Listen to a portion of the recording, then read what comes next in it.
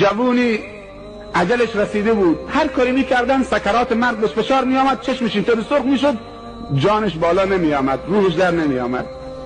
خبر به رسول الله صلی الله علیه وسلم رسید که مادرش نفرینش کرده.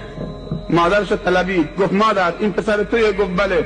گفت حلالش بکن، ببخشش آخر عمری تا روحش در بیاد، تا زجر نکشه.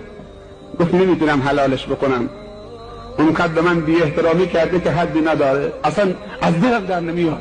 رسول الله صلی الله علیه و سلم باش صحبت نکرد با پیرزن، دستور داد هیزم بیارید. هیزم آوردن، گفتن آتش بزنید، آتش زدن. پیرزن حالا مات شده بود، آتش برای چی؟ هیزم برای چی؟ بعد دستور داد که حالا نگاه میکنه پیرزن، مادر من، دستور جوان رو بلند بکنید بندازید تو این آتش. صحابه دویدن به طرف جوان که بلندش بکنن تو آتش بذارن. پیرزن گفت چیکار میخوای بکنی؟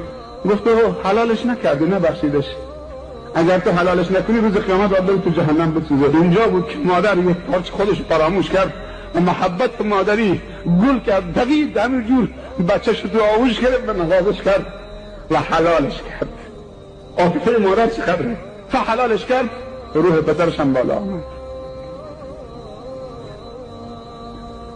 گذشت مادر چقدره، محبت مادر چقدره، شفقت مادر چقدره،